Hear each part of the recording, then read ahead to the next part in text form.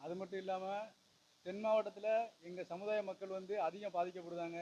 இப்போ பார்த்தீங்கன்னா ஒரு 2 நாளைக்கு முன்னாடி கோயில்பட்டி மாவட்டம் எங்கள் சமுதாயத்தை சேர்ந்த இளைஞர் வந்து படுகொலை செய்யப்பட்டிருக்காரு. இதுக்கு இந்த அரசாங்கம் வந்து எந்த ஒரு பதிவுமே எங்களுக்கு இன்ன வரைக்கும் கொடுக்கல. இது மட்டும் இல்லாமல் ராணிப்பேட்டையில் எங்கள் சமுதாயத்தை சேர்ந்த ஒரு மாணவி படுகொலை செய்யப்பட்டிருக்கு. அதுக்கு எந்த ஒரு இதுவுமே கிடையாது.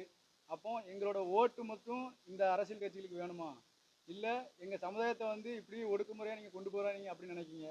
வரக்கூடிய எலெக்ஷனில் எங்கள் சமுதாயத்துக்கு யார் சப்போர்ட் பண்ணுறாங்களோ அவங்களுக்கு நாங்கள் எங்களுடைய ஆதரவை தெரிவிக்க நாங்கள் சொல்கிறோம். நன்றி, வணக்கம்.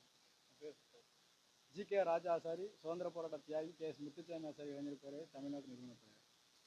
அனைத்து தமிழ்குடி உறவுகளுக்கும் என்னுடைய புரட்சிகர வணக்கம். இன்னைக்கு நம்ம ஐயா தியாகராஜ பாகவதரோட 116வது பிறந்தநாள். இந்த ஐயாவுக்கு தமிழ்நாடு மண்ணுரிமை கட்சி சார்பாகவும் முத்துசாமி ஆசாரின் பேரவை சார்பாகவும் மரியாதை செலுத்த வந்திருக்கோம். இங்கே பார்த்துருப்பீங்க எவ்வளோ பெரிய இளைஞர் பட்டாளம் வந்து எங்களுடைய ஆசாரி சமூகத்துக்கு இன்னமும் போராடிட்டு தான் இருக்காங்க. எங்களுக்கு உண்டான பங்கீடு இன்னும் கிடைக்க மாட்டேது. வருகின்ற சட்டமன்ற தேர்தலில் யார் நம்மளுடைய சமூகம் நின்று வெற்றி பெற்றாலும் சரி, நம்ம ஐயா எப்படி பாகவதர் ஐயாவுக்கு ஒரு சிலையை வச்சிங்களோ அதே மாதிரி விருதுநகர் மாவட்டத்தில் முத்துச்சாமி ஆசாரியுடைய சிலையை வைக்கணுன்றது இந்த பழனி பாபா மாணவியின் சார்பாக கேட்டுக்கொள்கிறேன்.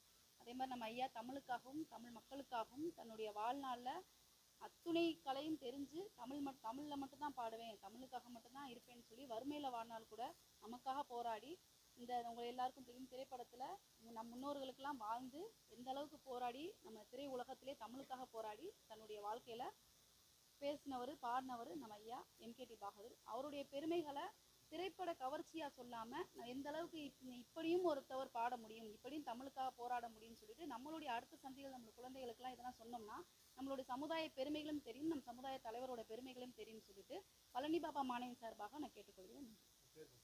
பழனி பாபா மாணவி ஷாயின் ஃபாத்திமா, தமிழ்நாடு மண்ணுரிமை கட்சி.